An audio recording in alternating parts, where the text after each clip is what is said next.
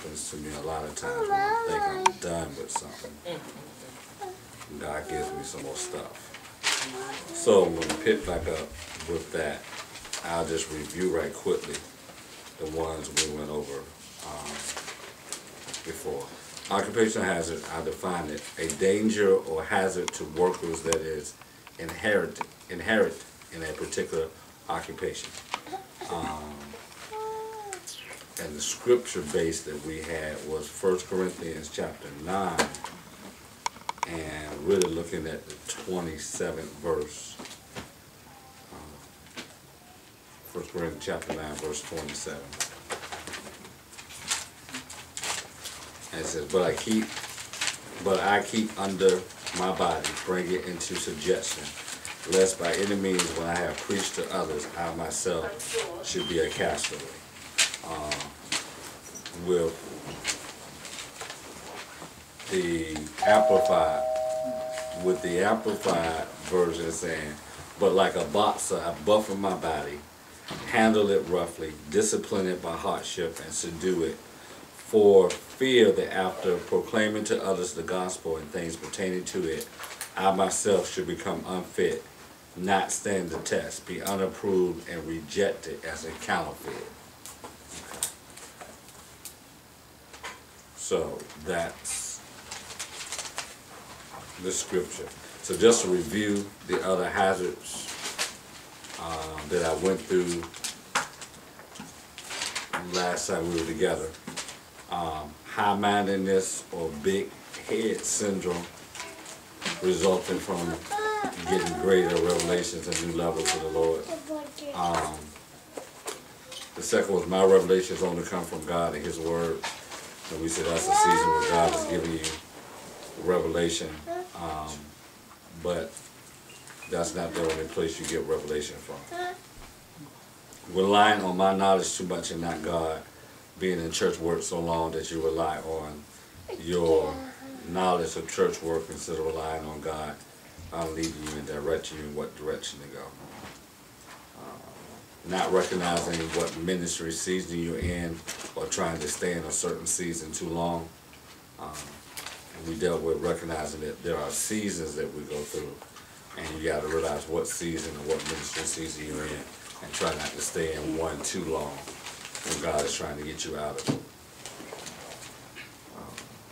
The fifth one was trying to experience God the same way by the same method all the time. You have one great move of God one Sunday, and because you want that same move of God, you try to duplicate it and do the same thing. We're famous for that, try to do the same thing. Use the same song, sing the same thing, and God's like, I ain't like that. The same reruns. Okay. Substituting ministry time for quiet time.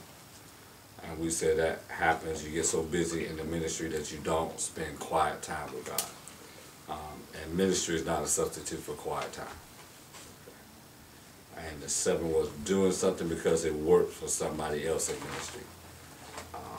There's nothing wrong with getting ideas from other people, but you have to realize what works for somebody else may not always work for you. So not trying to make everybody else's method work for you.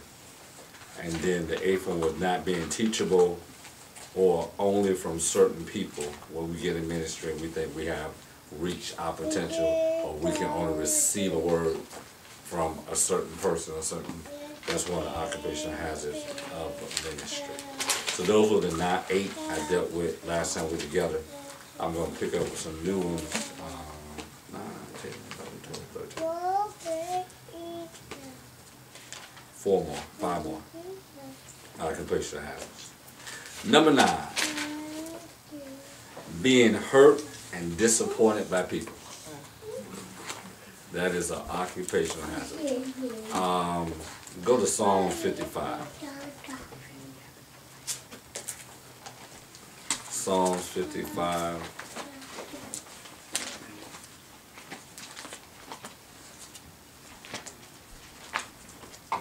Beginning at verse 12.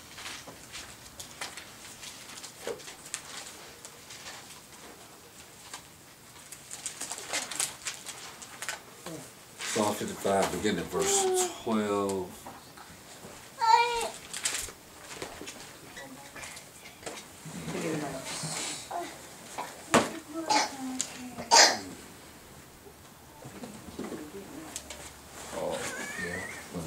I'm sure that'll be okay.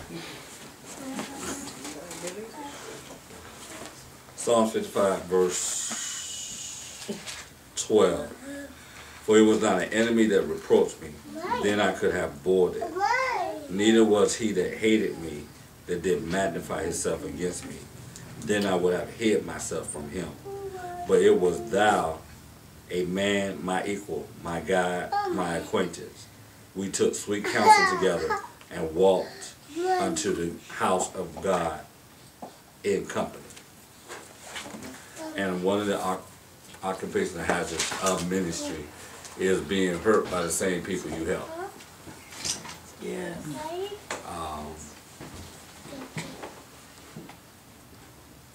And it's a hazard you can't avoid, unfortunately. Being hurt by the same people you help. Feel like you're being betrayed by the same people who you're trying to get to a certain point. The flip side of that is that sometimes we feel like we're being betrayed by somebody because of our own insecurities in the ministry. So sometimes it's not that these people are trying to hurt you, but you have some own insecurities, and because of how the person is behaving or doing something, it touches your own insecurities, and you feel hurt by somebody who never had any intentions to try to hurt you. Perfect example, David and Saul. It was never David's intention to hurt Saul or to even try to take his kingdom. But because of Saul's own insecurities is what made him jealous, is what made him upset, is what made him try to kill Saul. Because his own insecurities in his kingdom was made him go after David. But it was not David's intention to do any harm to Saul. So in ministry, you're going to be hurt. You're going to be disappointed by people. So you can never put anybody on a pedestal. Because anytime you put somebody on a pedestal, the pedestal has the ability to tip over and fall. And if you put somebody on the pedestal, the more you put on that person on that pedestal, the more it's going to have a tendency to tip over and fall. So you respect people, you recognize their gift in them, but always keep in mind that that person is as human as you are and have the same frailties and the same insecurities and the same attitudes, and sometimes don't want to be bothered just like you don't want to be bothered. And so you can't put them on the pedestal. You got to recognize when they're in the spirit, when they're not in the spirit, when they're being used by God, when they're not being used by God. I remember Mother Lise preached for us last week, and Mother Lise said, you know, I prayed for the woman for her back, but then she came back and wanted her to pray for something else, and Mother said, I can't pray for you, the anointing gone. Her feet. Yeah, it was her feet. She said, I don't got no anointing to pray for your feet. So you got to recognize when people are in anointing, and you got to recognize that people are going to hurt you. They're not going to, some of them are going to do it intentionally. But I really believe the majority of people who we get hurt by in church do not do it intentionally. They do it intentionally. But it's our own insecurities and our own attitudes that cause us to be hurt more than somebody else. I remember I was listening to one pastor who was saying, I remember one person that came to the church and then they stayed a little while and they left. And he made a statement, he keep being hurt. And then I was thinking, well, why you keep building yourself up in these people? Because people will come and people will go. You cannot,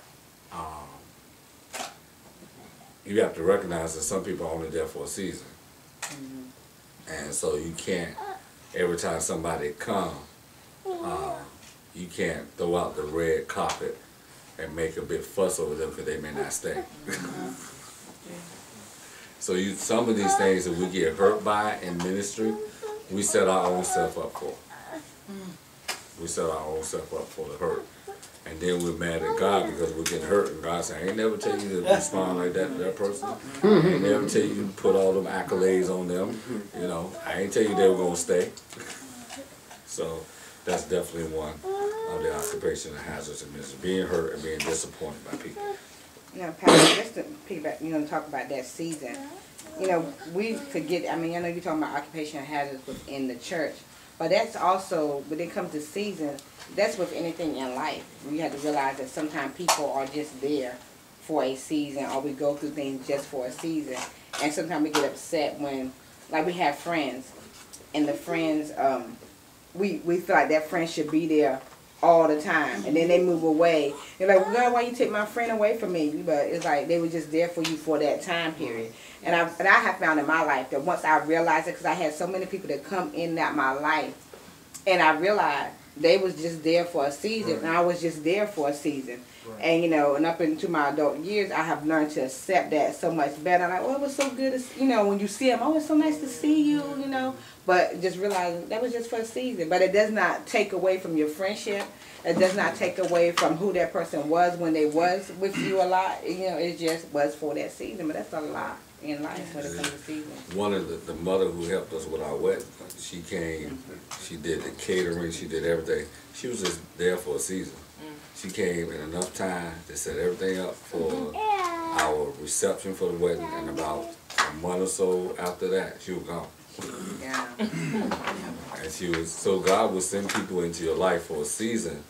We have a tendency to be too attached to people. And it's not God who is telling us to get that attached. He's warning us a lot of times, don't get attached, you know. And we don't heed the warning. And so we get too attached to somebody who's only going to be there temporarily. And we get our own feelings hurt, and God doesn't console our feelings because he didn't tell us to get that attached in the first place.